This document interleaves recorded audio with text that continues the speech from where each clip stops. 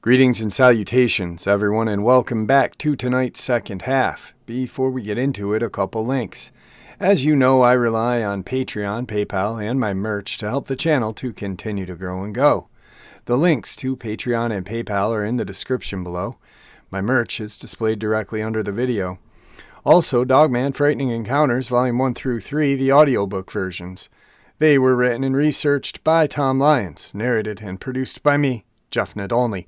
Those audiobooks are available on Audible, Amazon, and iTunes, the links to which are also in the description as well. And finally, last but definitely not least, if you'd really like to help support this channel to continue to grow and go, simply subscribe. It's absolutely free. Click the like button and please leave a comment. It really does help, guys, and it definitely matters. Now, everyone, I have taken far too much of your time. Let's get on with tonight's second half, shall we?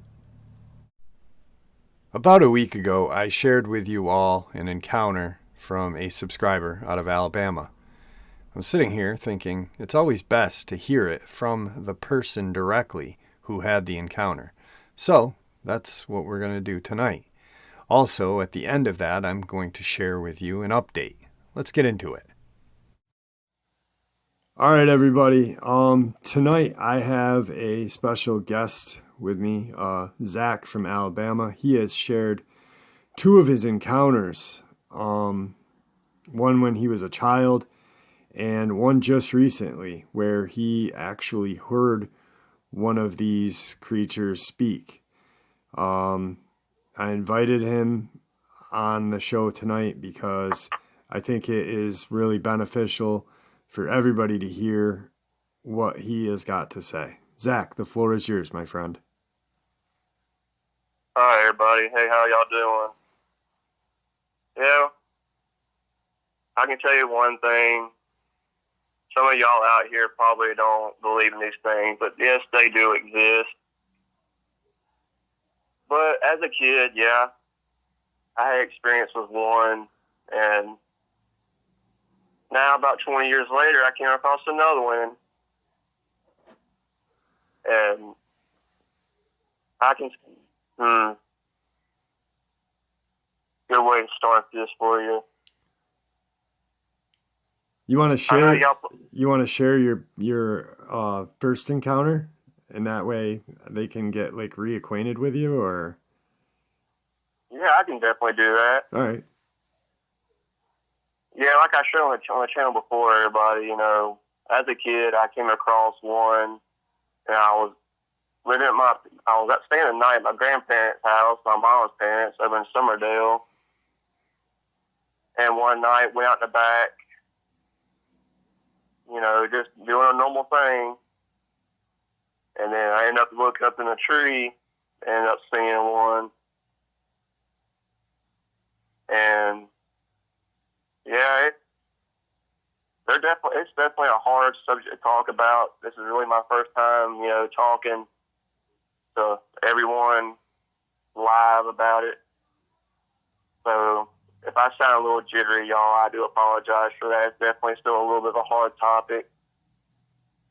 But as I shared on this channel before with Jeff, you know, I've had a childhood encounter, and just recently came across another one that, you know, I'm gonna kind of get to in a second. You know, that's kind of still a mind blower. But yeah, these things, I feel like they want the same thing that we do. You know, because like I said on the channel before, you know, that childhood encounter that I had, I feel like if it wanted to get me, it really could have, because when I say these things are pretty much as fast as lightning, that's true. They're fast as lightning. So, you know, and as close as me and that, I guess I'll say werewolf because of the color it had, you know, it could have really got me if it wanted to.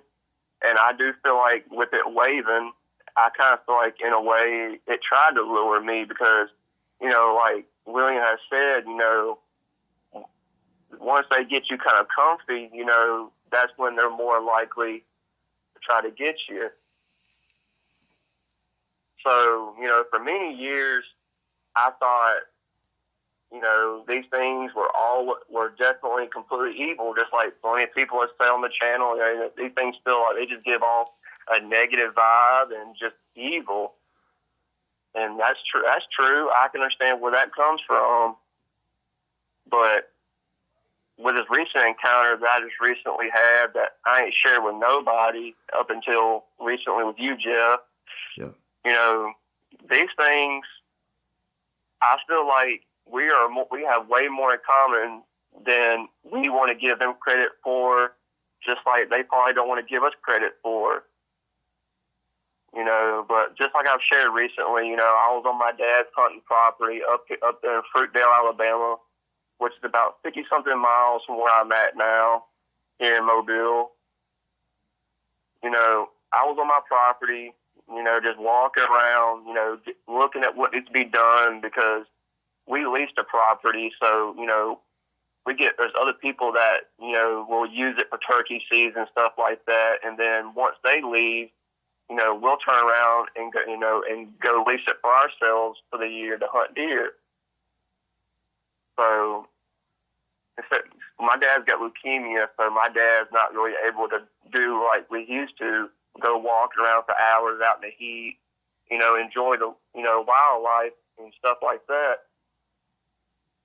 So I was just up there walking around. You know, I checked out the little hunting spot that I was going to clear out. So I was like, you know what, you know, with all this stuff going on, you know, my grandma's health getting worse, you know, I'm going to go take a little walk and just clear my head. So like I said, I was about a good 400 to 500 yards from the spot that we was going to use to hunt on. And then I came up on a little hilltop that was made of red dirt, you know, just a little small opening, not really too open, but it was open enough for me to just sit there and relax and still be able to look around and, you know, keep my eyes open for anything. So I'm just kind of like sitting there just, you know, minding my own business, you know, taking the fresh air, getting a lot off my mind, you know, and then I noticed that, you know, it was quiet. You know, yeah, like there was marks on the trees and stuff like that, like I've shared before, but, you know, besides that, you know, everything was normal and stuff like that, but I was just sitting on the hill, you know, just looking around, just, you know, check my gun and make sure the safety was still on. You know, I didn't want it to, you know, accidentally come off and then go boom and, you know, have an accident. But, you know, I put my gun back down beside me, just keep looking around, and then that's when I noticed it's kind of quiet, you know, because out here, you know, you hear birds, you'll hear squirrels, like, you know what it's like if you're out there in the open and out there in the wild, you know, you're supposed to hear stuff. And then I noticed that it's just quiet. And I keep looking around, you know. I looked around a little bit longer than I made it sound like when I messaged you the first time about it. But I looked to my left, and then to my left, you know, there's supposed to be a little open area that's open enough for you to be able to look around and see and stuff like that. And it does have a little bit of bush and shrubbery and trees, but it was open enough to realize that, hey, if you were to put something right there that don't go there, you would easily be able to tell that don't belong there. And that's what I noticed was a big tall, well, I say tall, but it was at least a good 5.5 foot off the ground, just big black spot. And I looked, and as I'm looking, I can tell that, you know, okay, where this is, that's an arm. You know, that's the outline of a head with ears. You know, that's all you could tell from over 50 yards away. And then all of a sudden, that's when you see an ear twitch. I saw an ear twitch. And then I saw the head kind of like tilt sideways and then turn and then get back straight again. And then all of a sudden, it goes from, I guess, sitting on its back legs to just falling forward and then starts walking on all fours. You know, kind of like you said in the videos, but what I could tell was like you know, I could tell walking on all fours wasn't really what it preferred, because it just seemed like the back legs, you know, didn't bend or, you know, form right to really walk like that. And the front arms were definitely long. So I mean, you could clearly tell that all fours was not what it preferred to walk on. And then as it got a little bit closer, that's when I realized, I was like, okay, you're definitely one of these things that I saw as a kid, but you know, you got a black coat, you ain't got this gray and white looking kind of coat. So first thing that came to my head, I was like, oh man, this is too close for comfort. This is not what I want. So the first thing I do is I tell it, I was like, look, I'm not here to harm you. I'm just here checking out my hunting property. I mean you no harm. And then that's when the thing just stops. And when I mean stop, it means it went from walking on all fours to being, you know, walking slow, you know, trying to obviously check me out and see what it wants to do. And it just stops. And then it starts doing that little head tilt again. And the look on his face was, I don't know if y'all are familiar with Goosebumps, the episode of Werewolf from Fever Swamp, how it just has that, you know, just the face around the eyes and nose, it don't have any hair. And it's got like a short little, you know, smeared in looking snout. And when I saw that, I was like, okay, either somebody bashed this dog man's face in real good, or this ain't a dog man, this is a werewolf. And as I was saying, he was sitting there staring at me. And then that's when I hear with a deep guttural. To this day, it's still kind of hard to put into words what it sounds like, but it's deep. And I've heard people comment and say that does it sound like, you know, that character from the Addams Family, the big Frankenstein looking dude? Lurch. Yeah, does it sound like Lurch? And I was like, no, not really. But that's probably going to be the best example that I could probably give everyone, for everybody to kind of get a understanding of what it sounds like as far as deep tone goes. If you can kind of take that and put like a guttural behind it, then I could pretty much say that's pretty much what you got. Because I looked over stuff to try to compare it to what its voice sounds like, and there's nothing that I could come off the top of my head what it sounds like. But as I was telling Jeff and all y'all before, you know, it asked me, you know, you're not afraid of me. And that's where I'm just like, thought to myself, like, there's no way. There's like, how are you talking? That's like, because like I said, my mouth dropped and my body went numb. Like, none of this is supposed to even exist, for one, but they do. And two, hearing that you can talk is like, you know, it makes you feel like, is this whole world alive? Because something like this isn't supposed to happen. But that's when, after it said that, I continue to look frozen. It's hard to put this in words, because till this day, days later, it's just hard to believe. And I know people are probably going to be like, well, this guy right here sounds like a joke. Well, you know, everybody is free to believe what they want to believe, but I can promise you these things do exist. And this one talking to me most definitely spoke. But that's when I looked at it and I was like, I'm not here to hurt you. And he just looked at me and I'm telling you, man, these eyes, when I say these yellow piercing eyes that could look look right through your eyes into your soul. That's exactly what these eyes look like.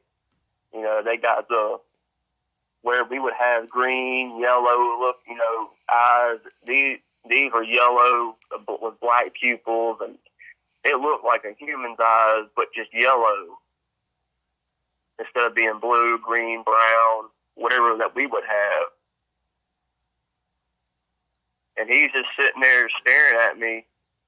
And after I told him that, no, I'm not here to hurt you. I understand that you want what we want. I feel like you want to live in peace.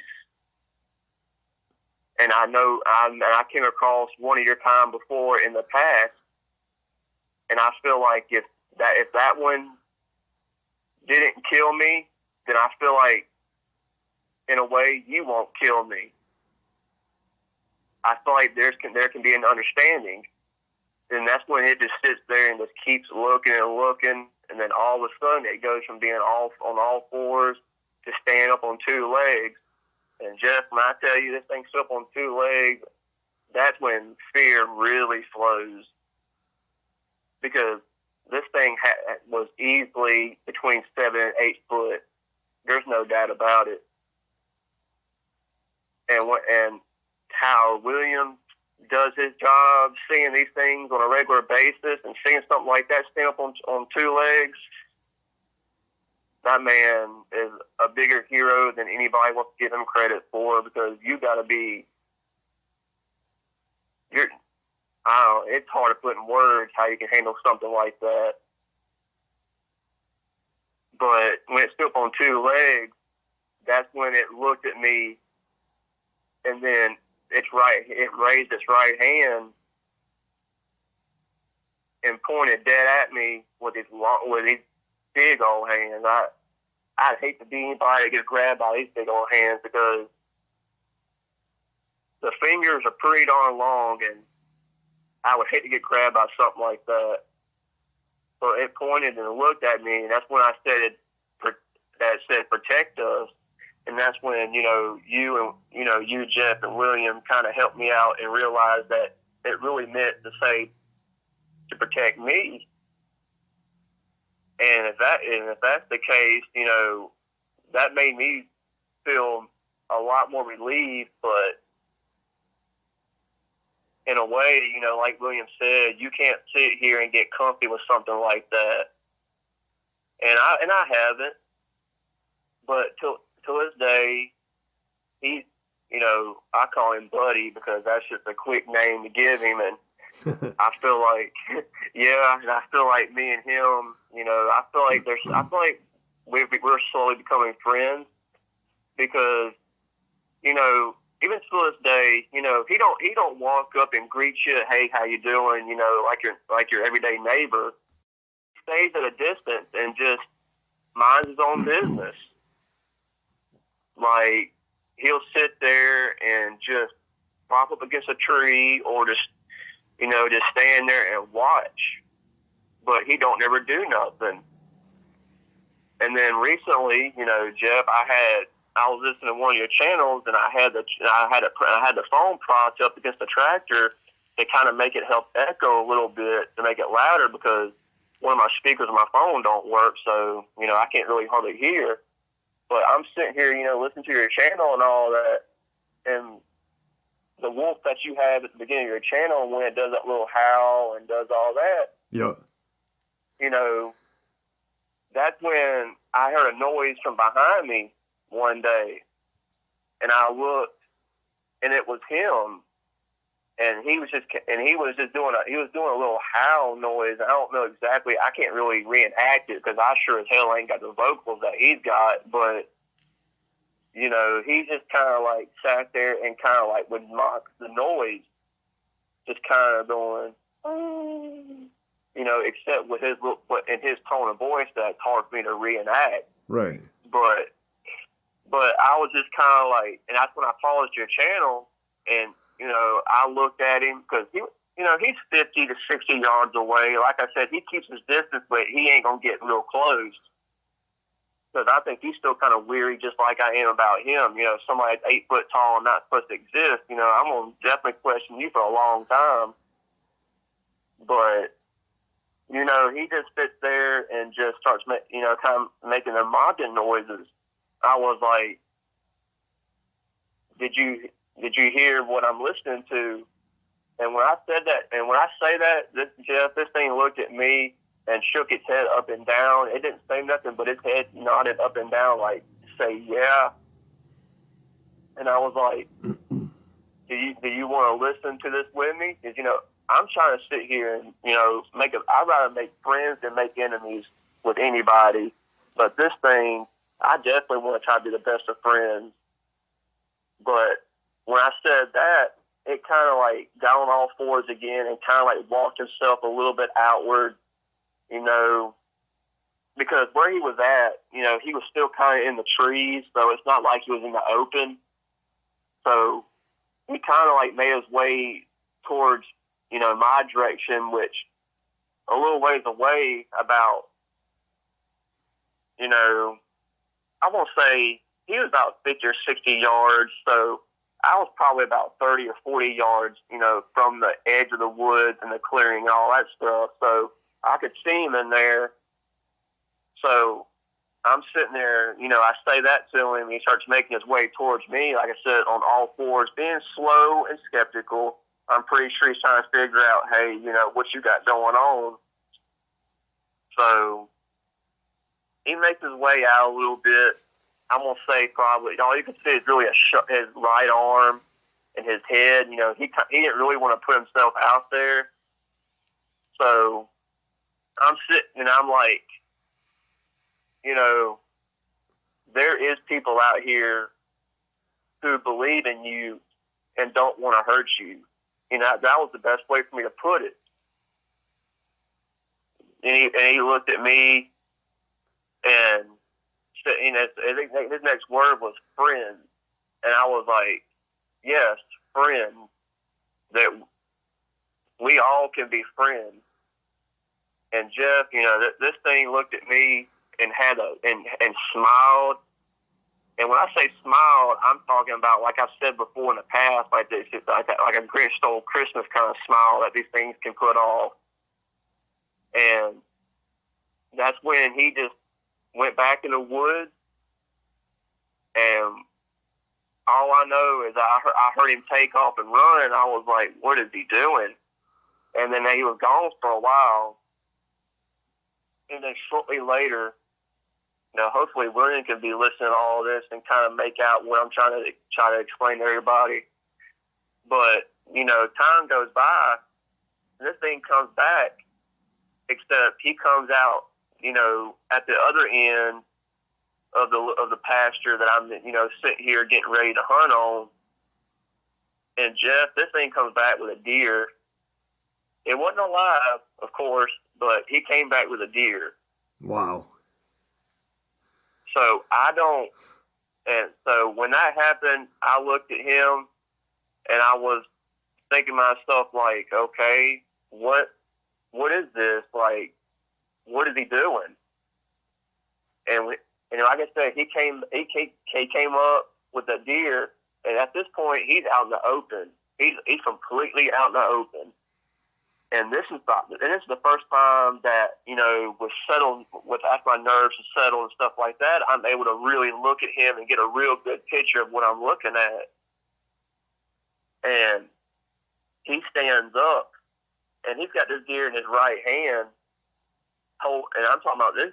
This was a buck. This wasn't a doe or a little baby deer. This was a full-grown buck. So we're talking like 160, 180-pound buck. He just sitting here holding it in his right hand like it ain't nothing. And he lifts it. He don't lift it all the way up, but he lifts it kind of high and then tosses it in front of him. And that's when I look at him and I'm like, is this for me? Because I had no what else to say. I was like, is this for me? And he looks at me for a minute, and then looks at the deer, and then looks back at me, and he says, yours. And I'm like, And I'm trying to think to myself, like, maybe he really does want peace, because none of this is making sense. And I tell him, I'm like, thank you, but I can get in trouble for this, because, if somebody sees a dead deer and they know somebody's leasing this property, and it's not even hunting season yet, they're going to automatically assume, hey, this dude's hunting, Yeah, you're poaching. Yeah, exactly. So I'm looking at him, I'm like, buddy, I can get in some serious trouble. And he looks at me and he goes, buddy. And I say, yes, I gave you that's your name from me, because I don't know your name. So I'm just calling you buddy. And he looks at me and looks at the deer and picks it up. And he looks at me and says, for you. And I was like, thank you, but I cannot take this, because I can get in trouble. I'm not able to hunt like you. I can't sit here and hunt 24/7 and not get in trouble. I can get in trouble by my kind of people. And he was like, and he looked at me and he kind of like growled. He says, you trouble, no. And I was like, thinking to myself, like, me trouble, no. I was like, what is he talking about? What does he mean, me trouble, no? So what I guess he meant was that, he don't want me to get in no trouble, and obviously if trouble comes my way, he ain't gonna like it too much. That's the only thing I could think of. But I was like, you take this is for you, and later on, when I'm able to kill something, then me and you both can have something, like me, I'll give him a deer back in return to kind of like help keep the peace, because, I'm still not 100% sure on his intentions, and I'm not sure if he can have a good month and then a bad one or what. So I tell him, you take this, you work for it, you have it. And he looked at me, and when I say looked at me, he looked me dead in my eye, and had a slight little grin, and said, "Thank you." That was clear as day. He said, "Thank you." Wow. So when people want to question William and then what he does, and when he says these things can talk, and people want to say no, they can't, I understand people are all about seeing is believing, but we all got to remember, we're not going to all get to see these things. But for the people that have seen them, the best thing for us is for people not to ridicule us and make fun of us and call us liars and stuff like that, because all of us that have seen these, I guarantee you, the majority of us, if we wouldn't have seen them, we'll be right there with you and we wouldn't understand. But, I've seen people sit here and bash people about seeing these things, and people want to talk bad about William, but, we're all supposed to be here for one another. It's already hard enough times for everybody, and the last thing we need is to be against each other and arguing about who saw what, who did what, this and that. And for everyone that's on this channel, let's try to always be positive and always keep, an open mind. Because, me, from my experiences, I can swear up and down that none of this is made up. I might not be the best, storyteller. My words might not be the best choices and stuff like that, but these things truly do exist. And we honestly should give William more props and more respect for what he does, because I can tell you right now, based off my 2 encounters, I would not want to go out there and hunt these things, because I'll tell you right now, these things are smarter than you want to give them credit for real quick. Yeah. And, these things are born to, be wild and can be born killers. But like I said, I really think it's just like a human being. It's all about, what buttons you push and how you come off towards them. Every encounter is going to be different. It always is and always will. So I don't want nobody to think, so-and-so, saw 2 werewolves in his whole life and he ain't had a problem with them. That's not going to go for everyone else's encounters. It can be bad. It can be good. Because, look at poor Luke. Look what he had to go through. And my prayers go out to him and his whole family. I couldn't imagine, having one in my room, pinning me up in a bathroom and having nowhere to go. And the only place that I have to go is back through that same door that, I got a psychopath Dogman behind. And this thing's over here getting a kick out of making me scream and everything else. That's not the kind of encounter I want to deal with. So I just wish everyone would have an open mind when it comes to this topic. Yeah, I agree. But Jeff, you can't tell everyone. You can't tell everybody that. Everybody controls their own opinions and own train of thought. But I just hope the people that want to be negative, I just kind of hope they learn to be more open-minded, and I'm trying to be positive about it, because I'm really a good person. I don't try to be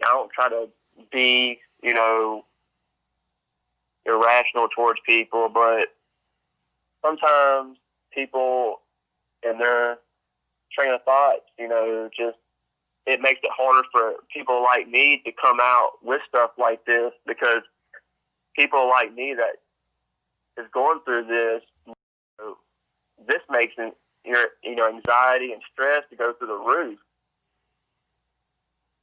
I agree. It's a safe spot. It's supposed to be a safe spot. And like you and I had spoke prior to you sharing this.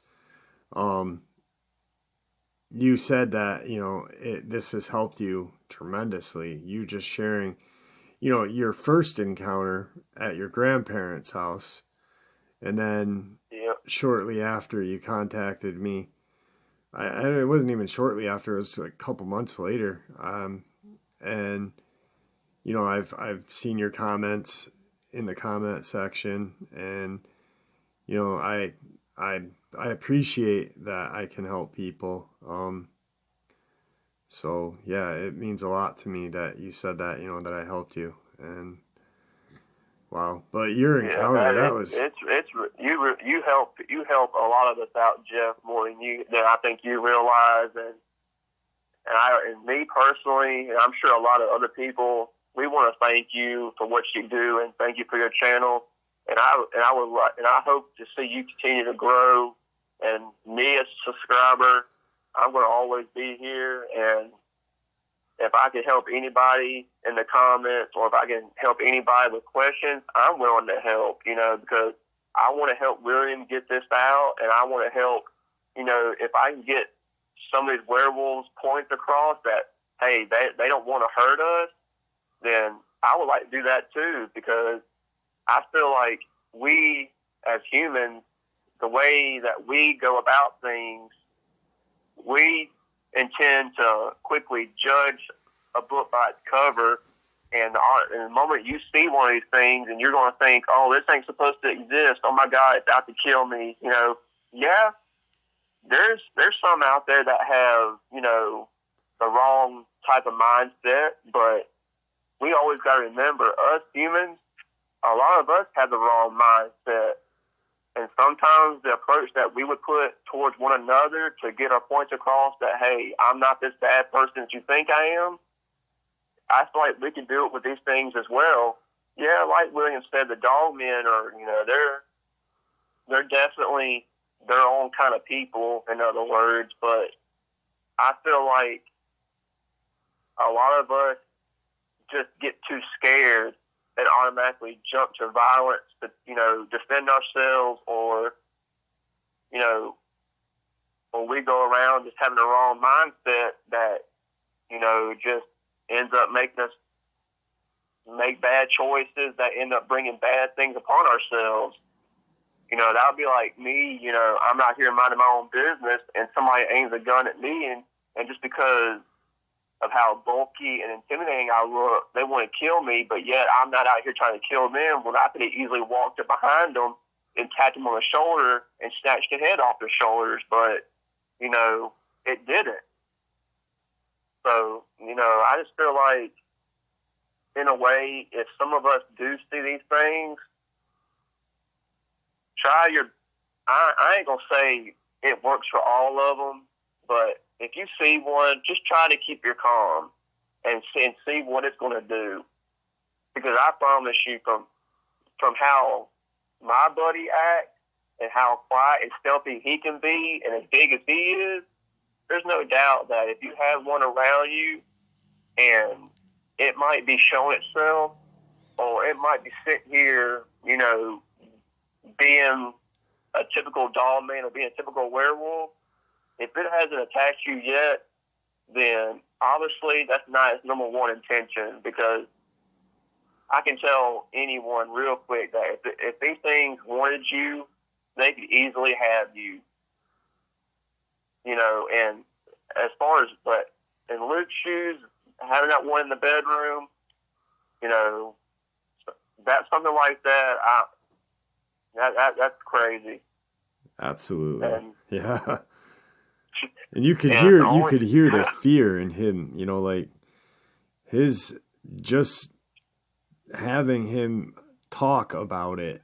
I don't know if you guys could hear it through the mic, but when I had him on the phone, and he was sharing his encounter over he literally was at a loss of words sometimes, and just, he's still got like some serious PTSD, and probably for the rest of his life will he, and well, I can, and I don't, and if he does, and I can totally understand it, because that's like me talking with you right now, Jeff.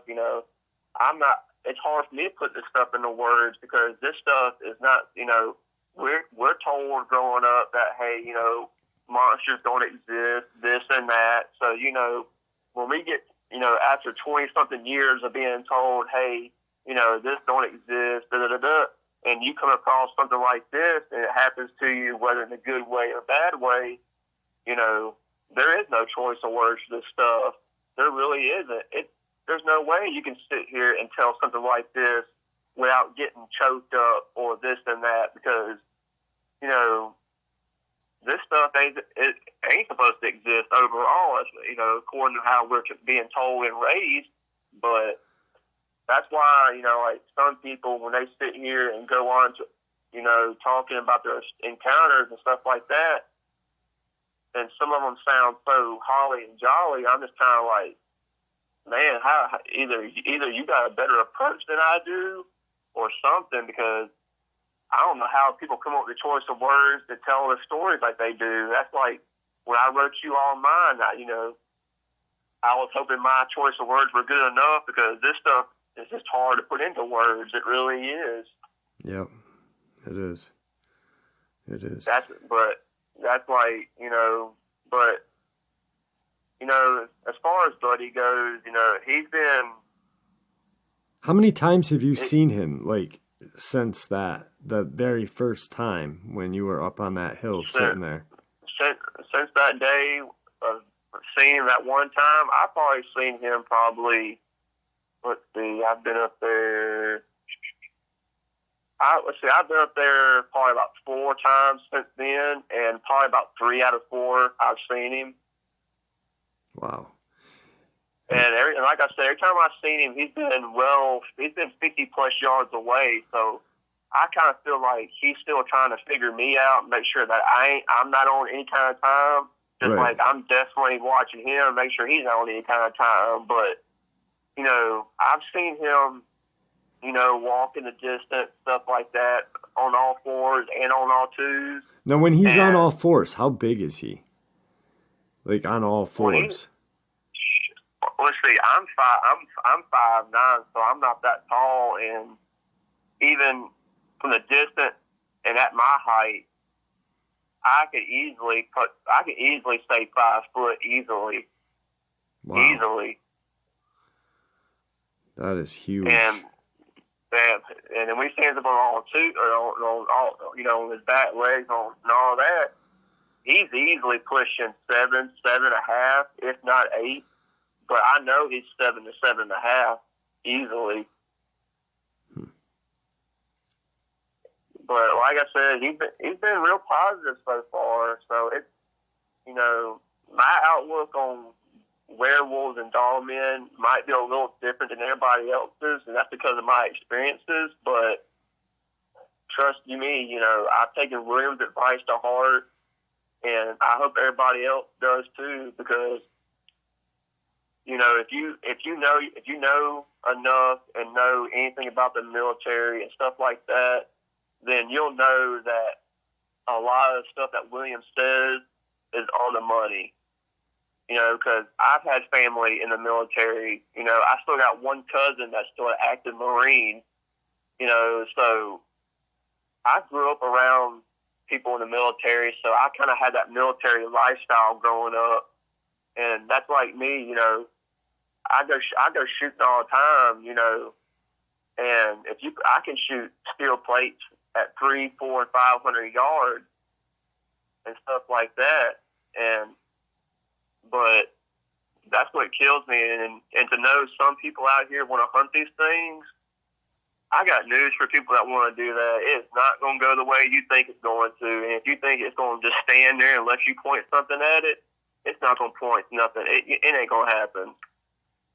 So if anybody that wants to try to hunt these things, you know, because Jeff, I've heard you and William talk about people coming from, you know, different countries or states and try to do this as a, you know, just for fun. You know, that I don't know what's wrong with these people. They're definitely idiots, that's for sure. Yeah. Because, like, I believe if it don't harm you, then don't try to harm it. Because, like I've said in the comments to people, you know, even as a self-defense thing, it ain't gonna matter what you do in self-defense, because if it wants you, it's gonna have you. Because unless you got like Williams experience and you know when to aim and know where to aim and know where to be when you go to pull the trigger, then if you're just someone like me who's an average hunter, you know, and has grown up in the woods and can shoot from far away, that's not going to be enough. It's really not. And from my experience with, you know, with my friend, with my little furry friend, that it ain't no way it's going to turn out the way you think it is. Because William can sit here and tell you how to do it, but telling and doing is two totally different things. And with the knowledge that Buddy has, I can promise you, I'm not going to sit here and try nothing with him. Yeah. Yeah. You know, I got a 416, and you know that's an elephant gun right there, pretty much. And even with that, I'm not going to sit here and feel like, oh, I can blow his brains out from right here and right now. No. Yeah, because like you said, they're fast as lightning. By the time you have that gun up, he's probably going to be on you, you know? I can tell you right now, from the way he looks and from what I've seen him do, I can tell you right now, 50 yards is like 3 steps. That's pretty much that's how fast they can be. So I can only imagine if they can do that, playing around, being shit, shits and giggles. And I feel like, if it went in defense mode, it was, and he thought, okay, I got to kill this person or he's going to kill me, then I feel like them 3 steps are about to be a step and a half. Because the leg stride on these things, and as big as he is, I'm not fixing to find out. I'll ask him before I try him. Yeah. Yep.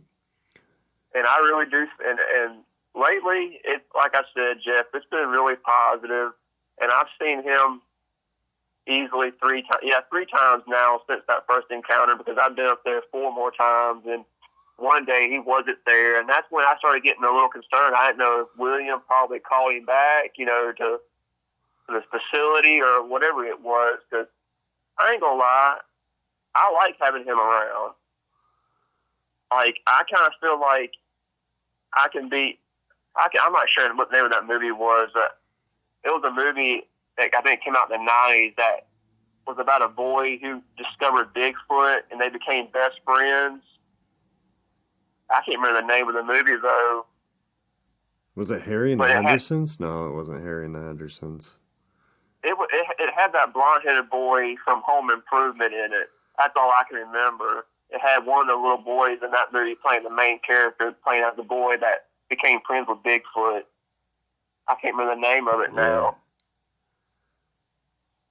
But, the point I'm trying to make, though, is that I kind of feel like, I have a friend that we could become, close enough friends to where that I feel like he could end up being a key to helping us realize that we can get along a lot more than, a lot of these encounters kind of go to prove to be false.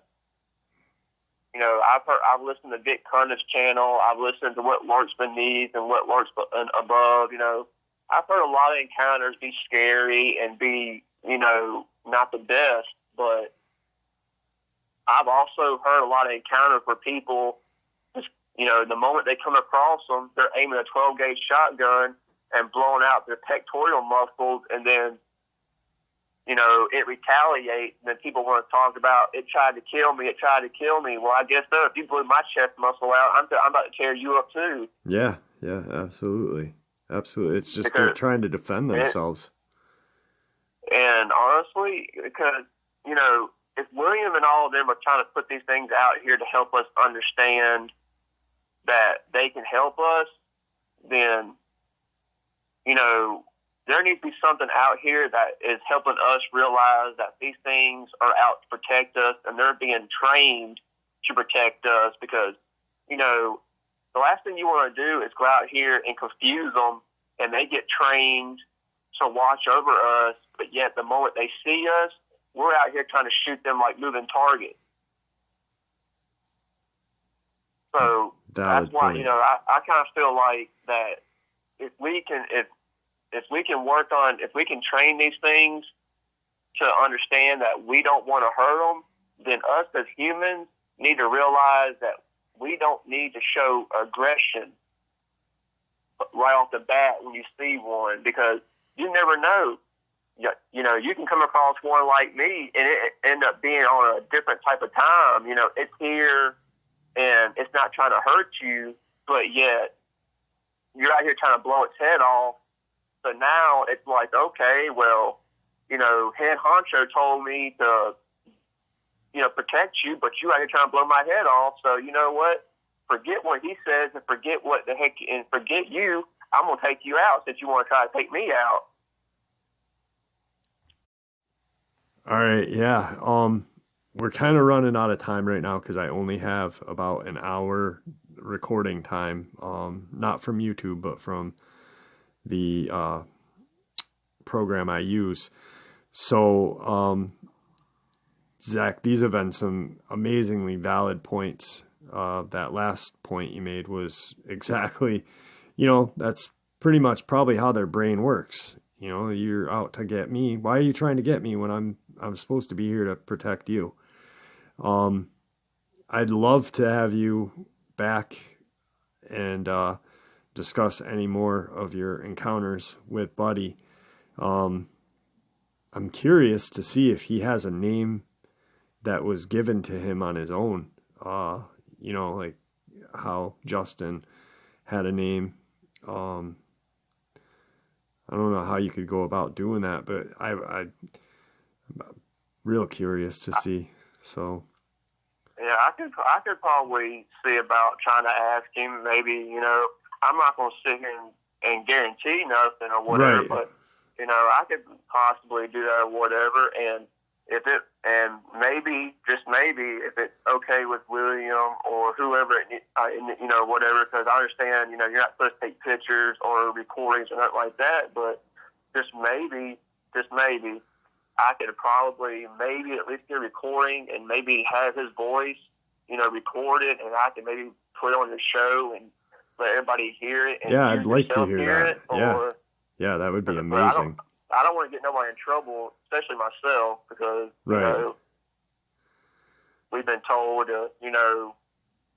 we have to watch what we do, and we're not allowed to take pictures and stuff like that. That's what William said to us all before. So, I'm not sure if I'm able to do that or not, or whatever. Well, all right. Well, I will figure that out. I know I'm going to be talking to William in the next day or two. I'm going to make an announcement on my channel either tonight or tomorrow. I wanted to do it today, but I kind of had to wait for some information. So, Zach, it was great talking with you. I really appreciate you coming on. And would you like to say goodbye to everybody? Yeah. Everybody have a good night, good day, whichever you got going on. And also, just let me say this. If you ever do come across one, try your best just to try to keep it positive. Because let's remember, these things are wild, and they're still learning. But us humans, we're intelligent enough to know what we need to do and when to do it and when not to do it. So let's try to just simply, have a positive approach, because if we can have success with one, then there can be way more to come than that. But other than that, y'all, I wish all y'all a good night or a good day and a blessed one. All right, everyone, here is that update from Zach. Jeff, I hope your daughter and you are well. And just so everyone knows, there is a lot to cover and a lot to bring back up. And I'm typing this on my phone, so I apologize if a word or anything gets left out. I'm also shaking some while I type this, but okay, as you and everyone knows, that I recently had a run-in with Buddy, aka the werewolf, and found out that they could really speak. Shortly after speaking to you, Jeff, on your show, I was about a week or two later that I started seeing less of Buddy. And then one day, nothing. I was a little nervous because I don't know what happened. I was worried that he turned against me and now either planning to hunt me or who knows what. A few days go by and still nothing. The woods sound alive and, well, I don't see any dead animals and don't smell anything, don't see any prints. It was like Buddy was never around. I leave and come back the next day. Same thing, everything is normal. I make my way around my truck, get my supplies out, begin making my way to the hunting spot to begin setting up the houses of hunt out of. My dad and I build them, and once we build them, we bring them and set them up. On this day, I was alone and drove my truck to the spot and backed the truck up to the post holes the way I could drop them in, right in with the truck helping me hold the house up. After about 20 minutes of hell getting the house set up and in the holes, I sit on the tailgate of my truck to catch a breather. Sitting there, about sweating my balls off and chugging water like there's no tomorrow. I notice how quiet it is, and I look around. I don't see or hear anything. Based off my previous experience, I was thinking, okay, maybe Buddy is back, so I look around with caution.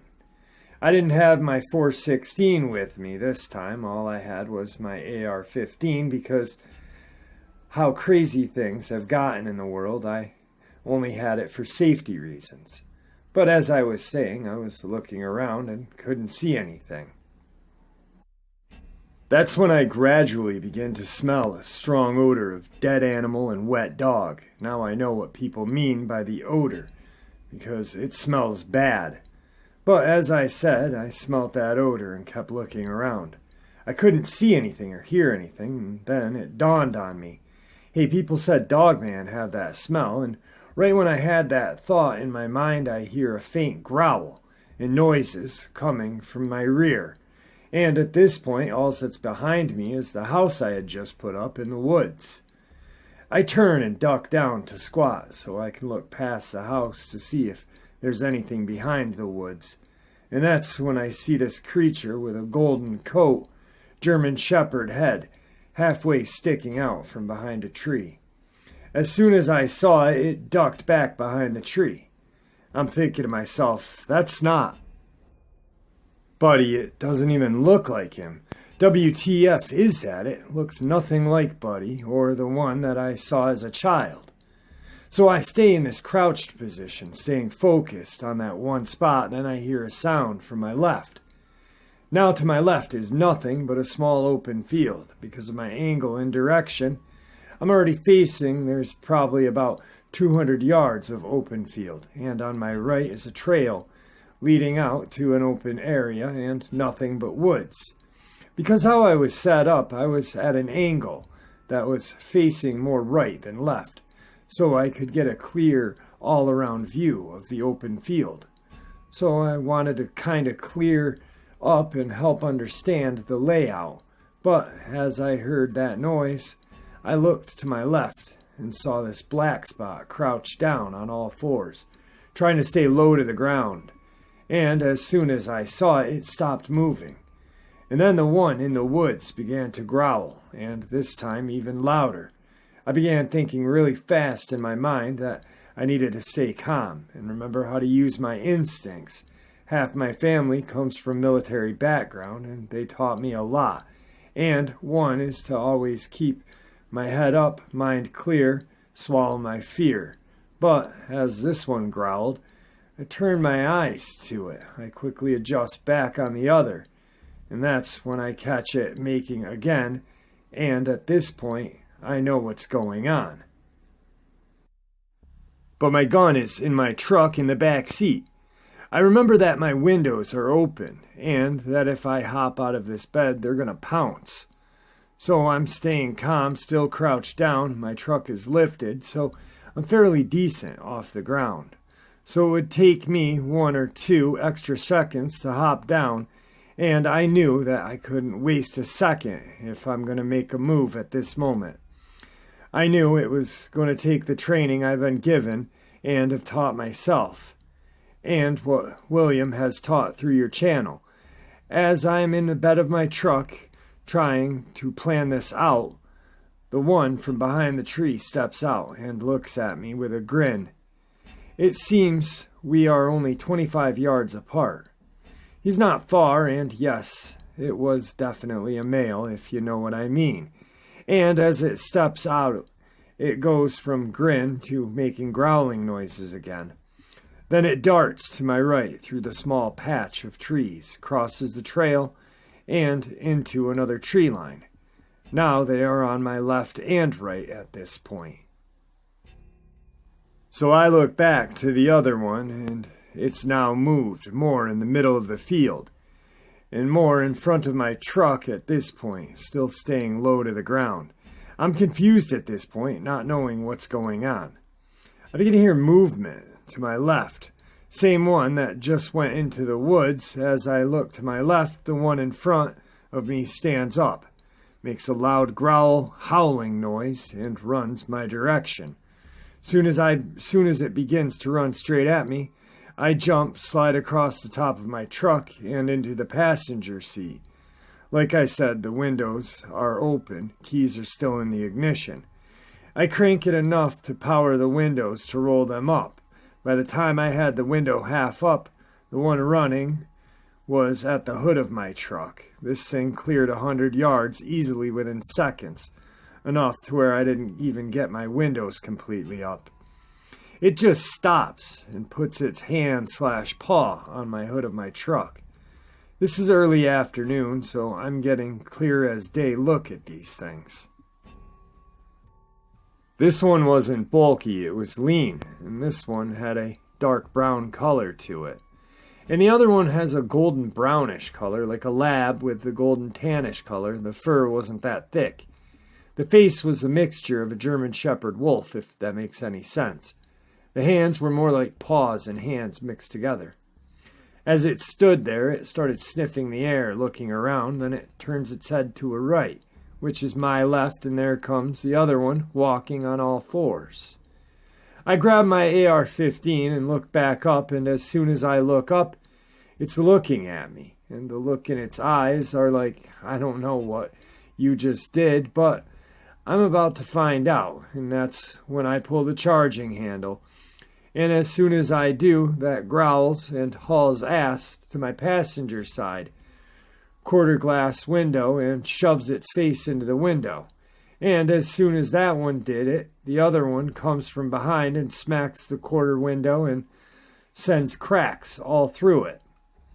And one in the front of me raises its arm to swing at my window, and that's when I let 2 shots off at this thing. I hit it because it let out this awful cry, yelp sound, and the other must have ran too because I turned back and it was gone. Jeff, I don't know, but all this started happening soon as Buddy left. I don't know where my friend is, but I want him back. I just hope he wasn't the werewolf from Alabama that William spoke of, because the Buddy I knew, it's hard to see him doing harm to an individual. I just hope Buddy wasn't trying to ask for my help when he said protect us. Remember me telling you about that, and William thought it meant something else. What if Buddy was asking me for help? Werewolf or not, I've always believed they need help too. Since then, I haven't been back, but recently I was at a gas station not far from my property, and while I was getting a drink, I noticed an older Native American. He would always stare at me, not creepy looking, really, but would just have a smile on his face. He finishes getting his stuff and goes to check out, and I finish what I'm getting and then make my way to the line, check out. The whole time I'm feeling like I know him, but I've seen him before. He goes to walk out and turns his head, and then does this head tilt, like when you say hello with your head, but with a grin and a smile. I pay for my stuff and make my way back out to the truck. Now, just to make it clear, it's probably 3 weeks after the Dogman nightmare and probably 4 weeks since I've seen my buddy. But as I was going back to the truck, I saw the old man getting into his truck. And when I saw him getting in, I noticed a totem wolf symbol around his neck. I don't know what happened, but I got a big flood of curiosity and had to ask him if he knows anything or seen anything. As I walk up to him, I notice that he has a wolf in his truck with him. It's a beautiful timber wolf. He sees me walking up, and I wave and say hello, and he says, "Hello, young man." I introduce myself to him. He looks at me and goes with a giggle, says, "My name is Chief." And I asked him, "Chief, do you believe in what some people call werewolves or some call Dogman?" He looks at me and says, "You do, don't you, boy?" And I said yes, and that I believe not all are evil or mean harm. He smiles and says, "You've been welcomed, haven't you?" I say, "What do you mean?" He goes, "The spirit of the wolf is a pure thing. Those who are pure at heart find peace with the guardians of the land. Some are guardians, while some walk as the damned upon our lands." My body goes numb as I'm floored that I think I've found my answers I've been looking for.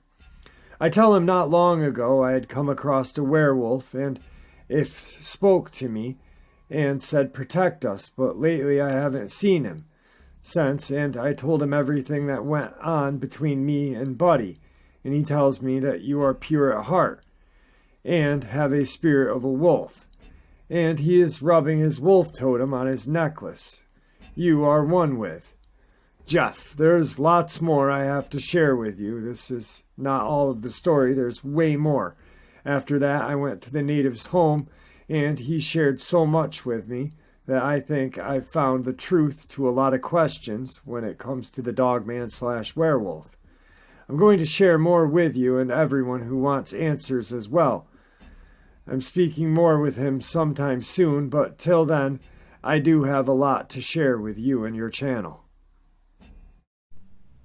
All right, guys, I hope you all enjoyed tonight's second half as much as I enjoyed sharing it with you.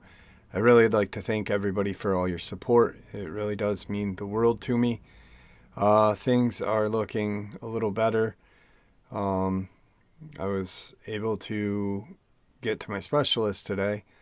They want me to go to a chiropractor, which I was going to go to anyway. I just wanted to make sure everything was okay. And hopefully they can loosen whatever damaged muscles or tensed muscles, whatever's going on. And I was able to get my car to the body shop. The insurance company are not playing hardball. And I got a rental car from that guy's insurance. So things are actually moving along quite nicely. I thought it was going to be like pulling teeth, but no, thank God it's not. So that's the update on what's going on with me. I'm still sore. I still really can't sleep more than 4 hours a night, but all in good time, hopefully. With that, thank you very much once again. May the Great Spirit watch over us all, and may He guide us down that path that we call life. Stay safe, everyone.